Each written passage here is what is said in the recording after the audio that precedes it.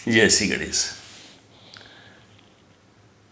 माघ मास शुक्ल पक्ष की जया एकादशी का महात्म्य आज मैं आपको सुना रहा हूँ। एकादशी व्रत सर्वश्रेष्ठ व्रत है और यदि उस एकादशी का महात्म्य भी हम आप अगर सुने तो जैसे सोने में सुहागा कहा जाता है, उसी तरह से व्रत का पूर्ण फल हमें मिलता है। अब आप ध्यान से सुनिए। भगवान कृष्ण ने कहा, हे राजेंद्र, बतलाता हूँ सुनो। माघ मास की शुक्ल पक्ष की जो एकादशी है उसका नाम जया है। वह सब पापों को हरने वाली उत्तम तिथि है। पवित्र होने के साथ ही जया एकादशी पापों का नाश करने वाली है तथा मनुष्यों को भोग और मोक्ष प्रदान करती है। इतना ही नहीं, ब्रह्म हत्या जैसे पाप तथा पिशाच तत्व का भी विनाश करने वाली है। इसका व्रत करने पर मनुष्यों को कभी भी प्रेत योनि में नहीं जाना पड़ता। इसलिए राजन, प्रयत्नपूर्वक जया नाम की एकादशी का व्रत करना चाहिए। एक समय की बात है, स्वर्गलोक में देवराज इंद्र राज्य करते थे।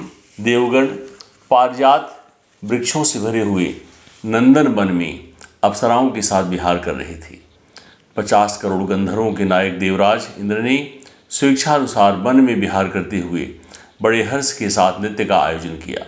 उसमें गंधर्व गान कर रहे थे, जिसमें पुष्पदंत, चित्रसेन तथा उसका पुत्र ये तीनों प्रधान थे। चित्रसेन की स्त्री का नाम मालिनी था। मालिनी से एक कन्या उत्पन्न हुई थी जो पुष्पवंती के नाम से विख्यात थी। पुष्पदंत गंधर्व के एक पुत्र था जिसको लोग माल्यवान कहते थे। माल्यवान पुष्पदंती के रूप पर अत्यंत मोहित था। ये दोनों भी इंद्र के संतोषार्थ नृत्य करने के लिए आए थे। इन दोनों का गान हो रहा था। इसके साथ अप्सराएं भी थी। परस्पर अनुराग के कारण ये दोनों मोह के वशीभूत हो गए। चित्त में भ्रांति आ गई, इसलिए वे शुद्ध गान न कर सके। कभी ताल भंग हो जाता और कभी गीत बंद हो जाता।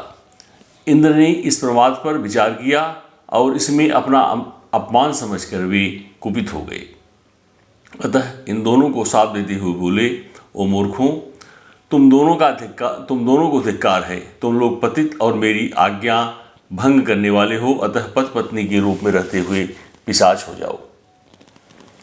इंद्र के इस प्रकार शाप देने पर इन दोनों के मन में बड़ा दुख हुआ। वे हिमालय पर्वत पर चले गए और पिशाच योनि को पाकर भयंकर यातना और दुख भोगने लगे। शारीरिक पातक से उत्पन्न ताप से पीड़ित होकर दोनों ही पर्वत की कंदराओं में विचरते रहते थे। एक दिन पिशाच ने अपनी पत्नी पिशाची से कहा, हमने कौन सा पाप किया है जिससे यह पिशाच योनि प्राप्त हुई है? नरक का कष्ट अत्यंत भयंकर है तथा पिशाच योनि भी अत्यंत दुख देने वाली है। अतः पूर्ण प्रयत्न करके पाप से बचना चाहिए। इस प्रकार चिंतामग्न होकर वे दोनों दुख के कारण सूखते जा रहे थे। दव योग से उन्हें माघ मास की एकादशी तिथि प्राप्त हो गई। जया नाम से विख्यात तिथि, जो सब तिथियों में उत्तम है, आई। उस दिन उन दोनों ने सब प्रकार के आहार त्याग दिए। आप ध्यान से सुनिए। जलपान तक नहीं किया, किसी जीव की हिंसा नहीं की, यहाँ तक कि फल भी नहीं खाया। निरंतर दुख से दुखी होकर वे एक पीपल के समीप बैठे। सूर्यास्त हो गया। उनके प्राण लेने वाली भयंकर रात उपस्थित हुई। उन्हें नींद नहीं आई। वे रत या और कोई सुख भी नहीं पा सके। सूर्योदय हुआ। द्वादशी का दिन आया। उन पिशाचों के द्वारा जया के उत्तम व्रत का पालन हो गया। उन्होंने रात में जागरण भी किया। उस व्रत के प्रभाव तथा भगवान विष्णु की शक्ति से दोनों ही की पिशाचता दूर हो गई। पुष्पवंती और माल्यवान अपने पूर्व रूप में आ गए। उनके हृदय में वही पुराना स्नेह उमड़ रहा था। उनके शरीर पर पहले ही जैसे अलंकार शोभा पा रहे थे। वे दोनों मनोहर रूप धारण करके विमान पर बैठे और स्वर्गलोक में चले गए। वहाँ देवराज इंद्र के सामने जाकर दोनों ने बड़ी प्रसन्नता के साथ उन्हें प्रणाम किया। उन्हें इस रूप में उपस्थित देखकर इंद्र को बड़ा विस्मय हुआ। उन्होंने पूछा, बताओ, किस पुण्य के प्रभाव से तुम दोनों का पिशाचत्व दूर हुआ। तुम मेरे साप को प्राप्त हो चुके थे, फिर किस देवता ने तुम्हें उनसे छुटकारा दिला दिया? माल्यवान बोला, स्वामिन, भगवान वासुदेव की कृपा तथा जया नामक एकादशी के व्रत से हमारी पिशाचता दूर हुई। इंद्र ने कहा, तो अब तुम दोनों मेरे कहने से सुधापान करो। जो लोग एकादशी के व्रत में तत्पर और भगवान श्री कृष्ण के शरणागत होते हैं वे हमारे भी पूजनीय है। भगवान श्री कृष्ण कहते हैं, राजन, इस कारण एकादशी का व्रत करना चाहिए।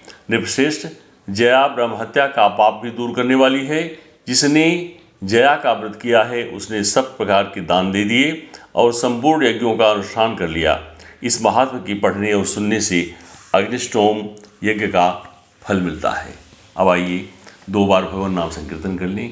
गोविंद गोविंद हरे मुरारे, गोविंद गोविंद मुकुंद कृष्ण, गोविंद गोविंद रथांग पाणे, गोविंद दामोदर माधवेति। गोविंद गोविंद हरे मुरारे, गोविंद गोविंद मुकुंद कृष्ण, गोविंद गोविंद रथांग पाणे, गोविंद दामोदर माधवेति। जय श्री कृष्ण। आप एकादशी व्रत जरूर करें। जय श्री कृष्ण।